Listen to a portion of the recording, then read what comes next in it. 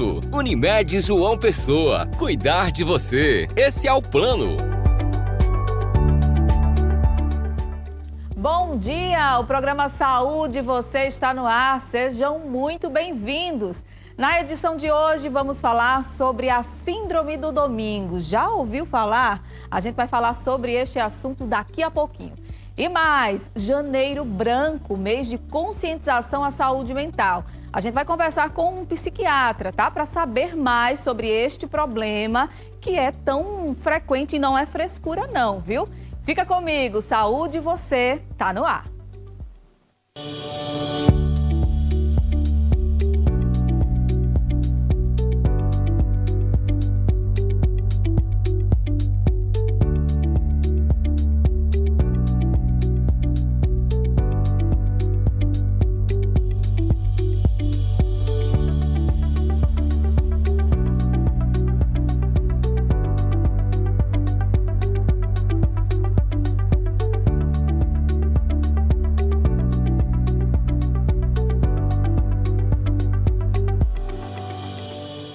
O Saúde Você está no ar com muita informação importante, como sempre, viu? O ano está só começando. Este é o primeiro programa de 2025 e eu quero desejar a você um ano repleto de muita saúde, que seja um ano abençoado para todos nós, tá certo? Agora eu já vou começar te fazendo uma pergunta. Com que frequência você bebe água? Segundo especialistas, a falta de hidratação pode trazer vários danos à saúde. Veja. A hidratação é fundamental para a boa saúde como um todo, já que o organismo de uma pessoa adulta é composto por aproximadamente 70% de água. Um recém-nascido, por exemplo, tem mais de 80% do corpo formado por água. E a água é o principal veículo para que a gente possa transportar os fluidos dentro do nosso corpo. O nosso sangue é feito com água. A água vai ajudar a levar todos os nutrientes para todas as células, tecidos.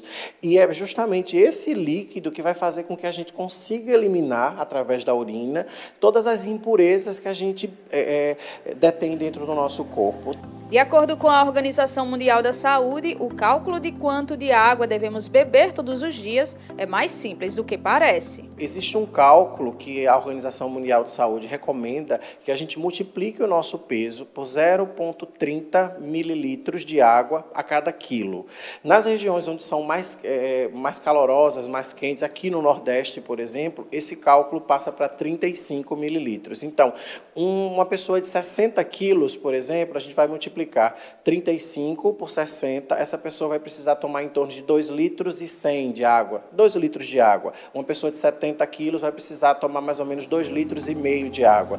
Em dias de sol e praia, é fundamental manter a hidratação, principalmente para quem pratica atividades físicas. Com que frequência você bebe água?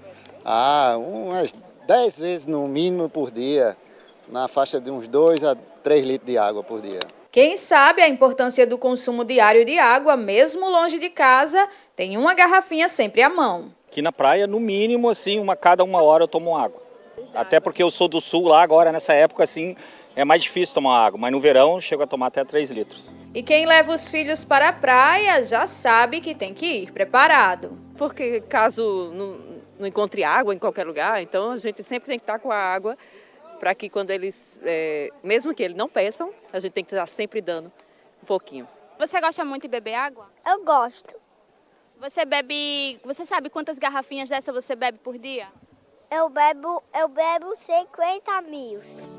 Mas será que a água pode ser substituída por outros líquidos? A hidratação ela pode ser feita por outras vias. A água, claro, é certamente o principal. O melhor que a gente pode escolher vai ser sempre a água. Mas a água de coco, além da água, vai trazer minerais, nutrientes. Estudos recentes apontam que o consumo de sucos e bebidas açucaradas entre crianças e adolescentes brasileiros subiu para 41%, enquanto o consumo de água caiu para 33%. Mas um dia de praia como esse, não importa a sua escolha. O importante é se manter hidratado. Mas se você é daquelas pessoas que esperam sentir sede para beber água, fique atento. Não dá para tomar água só como quando você sente sede. Precisa-se criar o hábito.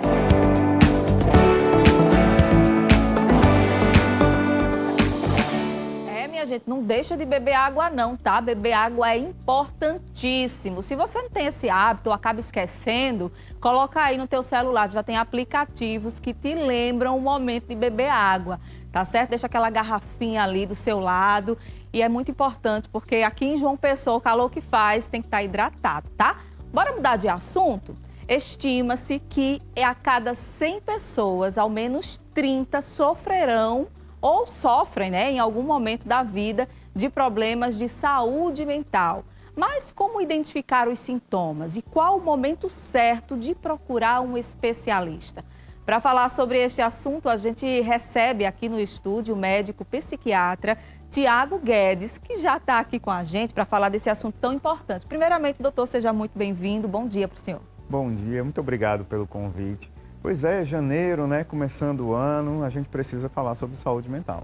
Por que janeiro? Porque esse mês foi escolhido para se tratar sobre esse tema, sobre saúde mental. Exato. O mês de janeiro é um mês que a gente costuma fazer programações para o ano, né? A gente faz aquela listinha de metas, o que a gente quer mudar de hábito, como que a gente vai lidar com os meses que virão. Então, pensando nisso e sempre vendo essas listinhas, a saúde mental era excluída, né? A gente pensava em várias outras coisas. Eu vou fazer uma viagem, vou mudar um roteiro, vou mudar um trabalho, mas, enfim, a saúde mental era meio excluída desse projeto. Então, essa campanha vem exatamente para poder resgatar isso, trazer a saúde mental também para esse projeto de metas. E branco exatamente porque é como se fosse uma folha em branco, para a gente poder estar escrevendo uma nova história para a gente. É verdade, estou falando sobre esse assunto, quando a gente faz aquela famosa listinha de todo começo de ano, a saúde mental nunca está nessa lista. Exato. E para a gente conseguir ter foco nos objetivos, tem que ter saúde mental. Como é que eu sei que eu estou com a saúde mental em dia? Olha, saúde mental nada mais né? Não é a mesma coisa de, por exemplo, não estar doente, né? A saúde não é a mesma coisa de não estar doente. E quando a gente fala sobre saúde mental, é a mesma coisa, né? Então, como que eu sei que eu tenho uma saúde mental? Quando eu consigo resolver bem os meus problemas, quando eu consigo administrar bem os meus estresses do dia a dia, quando eu consigo ser funcional naquilo que eu me proponho a fazer. Então, isso é o que realmente indica que eu estou saudável mentalmente. Com que frequência as pessoas procuram um psiquiatra? Porque a gente sabe que antes, né, existia todo aquele preconceito, até da própria pessoa, de dizer assim, não estou doido. Ou então alguém que se levanta e diz assim, é frescura. Isso aí você cura de outra maneira. Como é que está hoje essa questão das pessoas irem até o médico para procurar ajuda?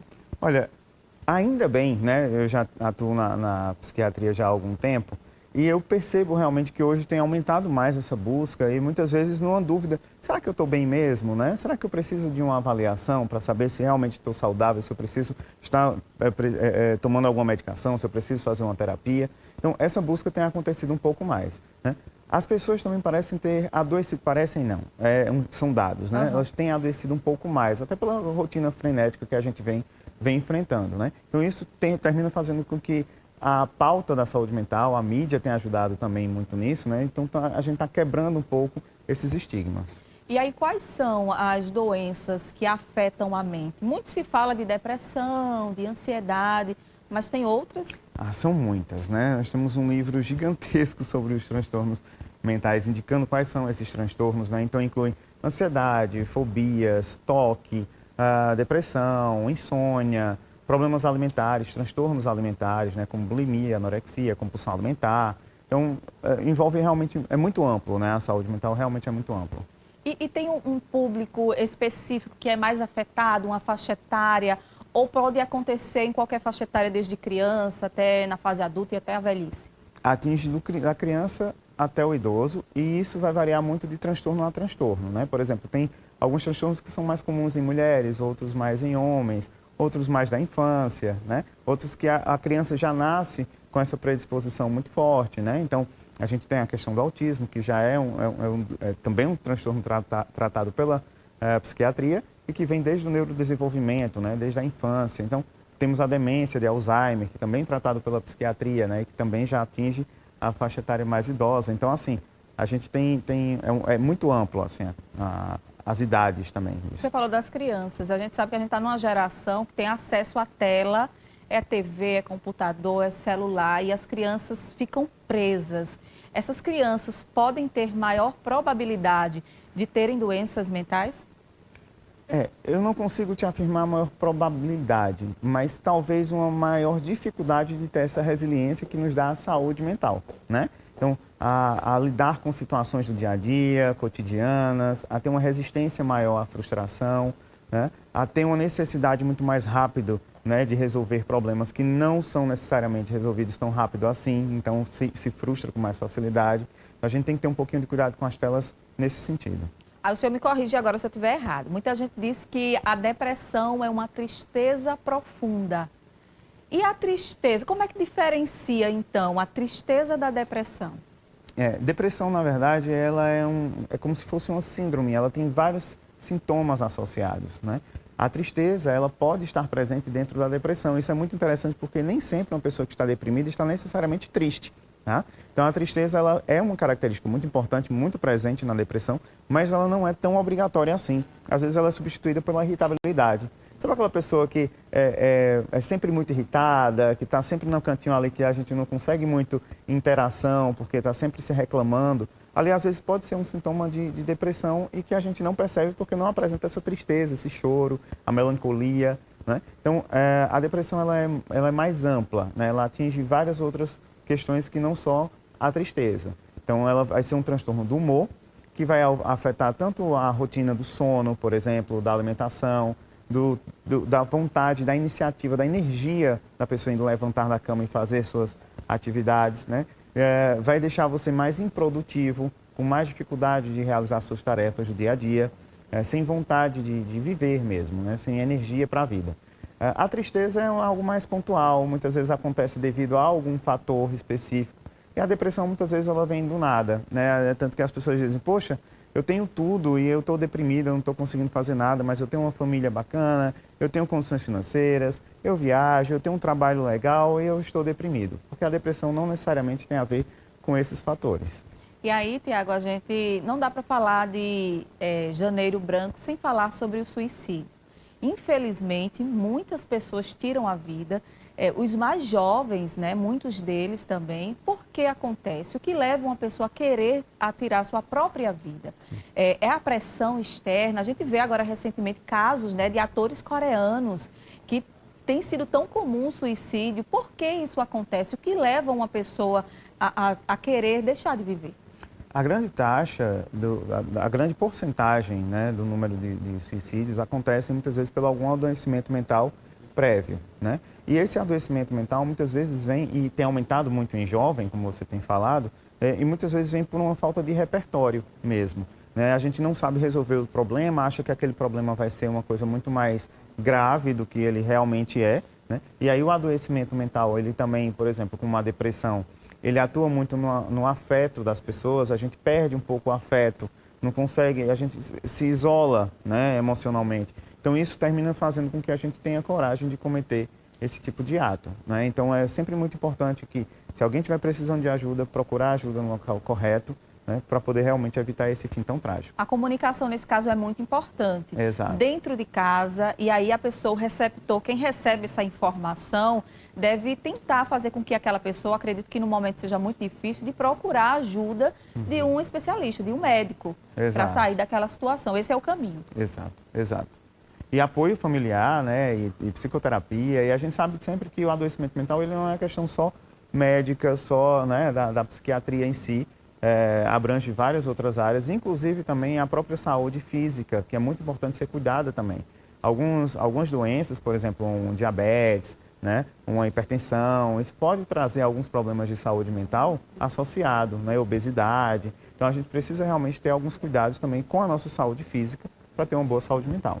E aí, Tiago, o ano está só começando, né? A gente está no início ainda. Como você disse, bem falou no começo da entrevista, muita gente faz aquela lista. Esse ano eu vou ser fitness, esse ano eu vou comprar uma casa, vou comprar um carro. E aí começam também as cobranças. Isso pode levar ao adoecimento mental.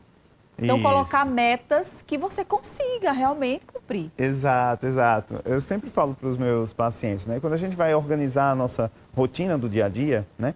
Deixa um tempo para o imprevisto, né? Porque sempre tem algum imprevisto no meio do caminho, né? Se a gente coloca, por exemplo, as horas todas muito apertadas, a gente não tem tempo de atrasar em nada. E aí essa falta de tempo de atraso vai gerando uma certa ansiedade, um certo estresse diário, que a longo prazo isso pode realmente afetar a nossa saúde mental, né? Então, e aí vem essa questão. O que é possível fazer, o que não é possível? Será que eu estou me exigindo demais? Né? Será que eu estou me cobrando demais? Porque são exatamente essas pessoas que se exigem demais e se cobram demais que terminam adoecendo com um burnout, por exemplo, né? Que é uma doença relacionada ao trabalho, tá? Então, é um esgotamento mental voltado para o trabalho. E nesse caso do burnout, como a gente identifica os sintomas?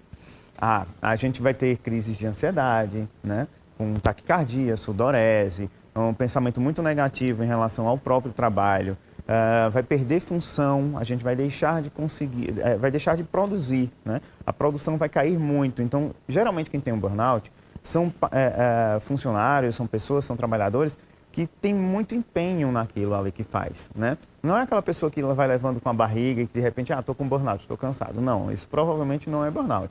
Mas o burnout ele vem geralmente daquele funcionário que você vê que tem muito empenho, que sempre bateu metas, que sempre quis mostrar resultado, né? E de repente ele esgota, ele não consegue mais produzir, ele está chorando no meio do caminho para o trabalho, está tendo crise de ansiedade, começou a faltar, né? Então, são esses os sinais assim, de que aquela pessoa realmente está esgotada.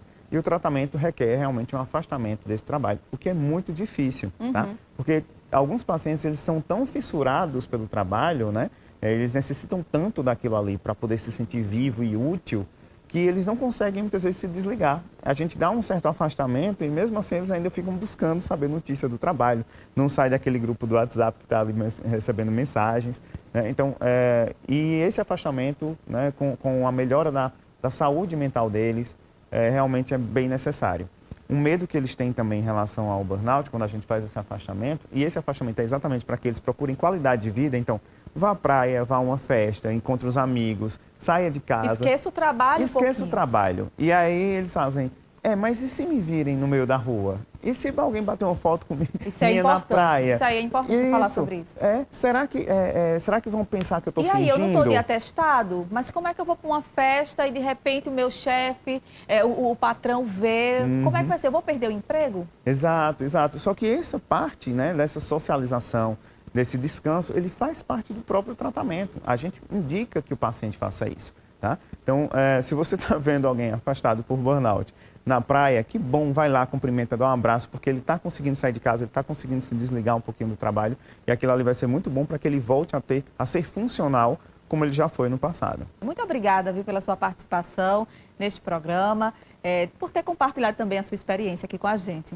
Eu que agradeço. É sempre muito bom estar aqui no programa com vocês. E a gente vai fazer agora um breve intervalo comercial, mas é bem rapidinho, viu? Não sai daí, daqui a pouco a gente está de volta. Saúde e você. Oferecimento. Unimed João Pessoa. Cuidar de você.